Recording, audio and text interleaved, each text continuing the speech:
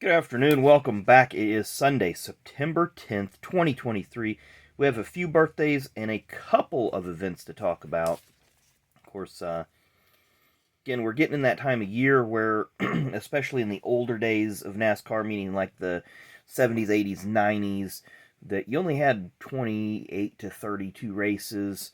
So they were really, really spread out more. So we're getting to some blank areas where after Labor Day, that maybe there was a week off, and also just some of the other series I'm not familiar with a lot of their bigger events. So I try to cover the ones at least that I know where something happened.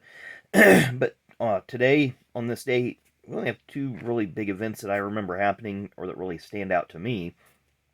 1988, Harry Gant won the Busch race at Richmond. This was the first race on the reconfigured Richmond track. Now remember, in February of '88, Richmond was still running the half-mile fairgrounds track that had that guardrail, the red guardrail that went all the way around. When they came back in September, this is a February to September, late February, it's almost March to September conversion that they did and changed Richmond into the three-quarter mile track that you see today. Of course, over time, there's a lot more tweaks made to it, just here and there for safety. But this was the first race at that track. Then the following year, 1989, on this date, Rusty Wallace won at Richmond, and he dominated this race. It was a very, very hot race. It was a crash-filled race. Go back and watch it. Butch Miller and Rick Wilson had a very scary crash. Butch Miller was driving the 51 car, and this was a very, very early James Finch car because Butch won the outside pole for this race. There's a couple of small Phoenix Construction logos. Of course, y'all know the ties with James Finch and number 51. But he'd lost his brakes and he had spun out coming out of turn four. No, I'm sorry, he had spun out. Rick Wilson hit him in the rear end, lost his brakes, and a huge fireball erupted. It was one of the more dramatic fireballs because the way the coverage was, Ken Squire and Johnny Hayes were on the telecast, and you hear them screaming about the spotters in the stands or in the press box are screaming spin spin or whatever, and then you hear one of the Squire or Hayes go, oh, they just have this.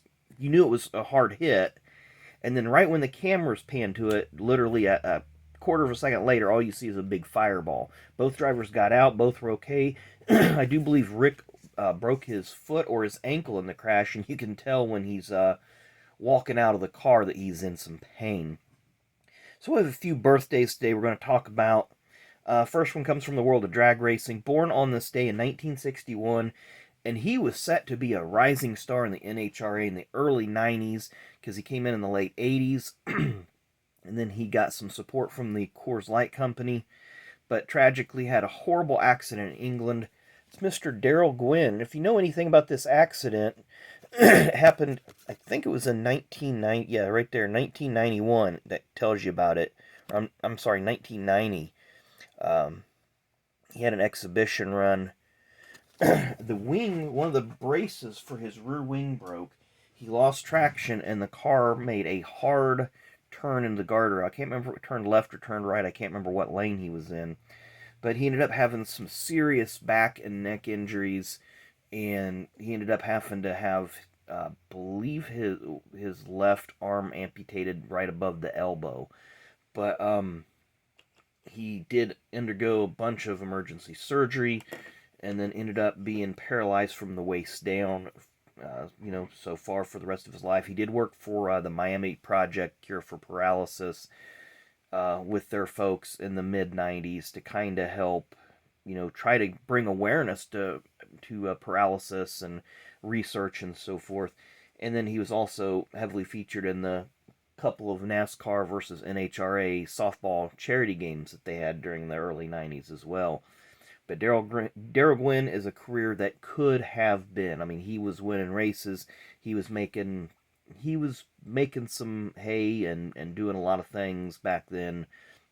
And unfortunately, racing is inherently a dangerous sport, and he survived luckily, but he's had a rough life.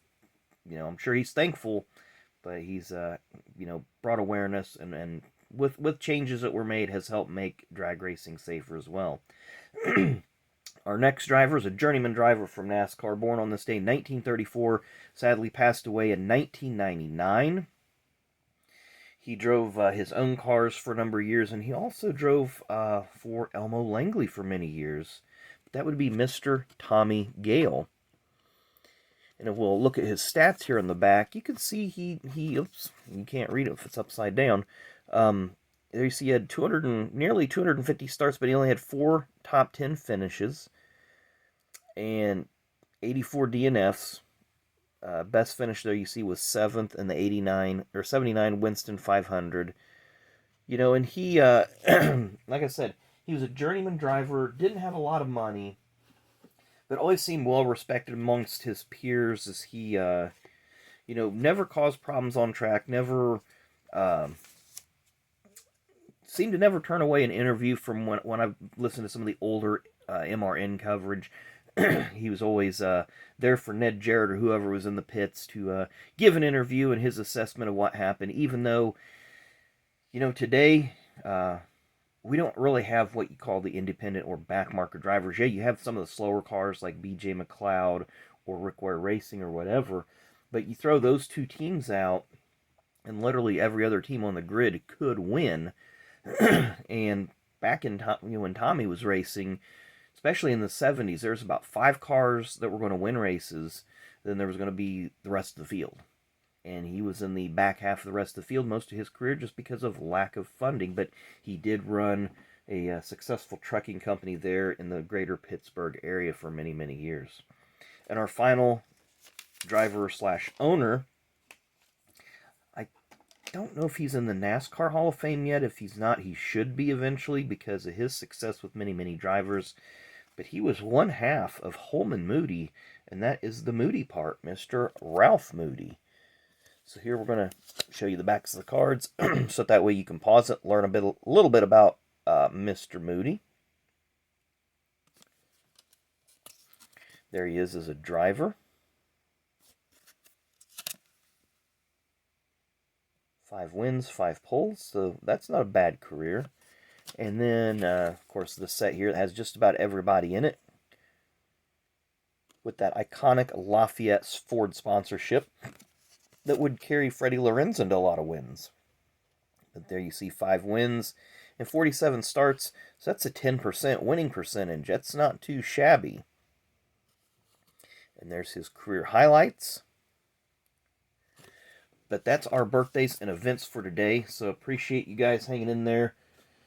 We're a third of the way through September, so before long we'll only have 3 more months to do this, and then I'll have to maybe think of another type of project to fill this slot, because I'm enjoying digging into some of these other cards and remember names and faces and talk about certain things that we don't get to talk about very often.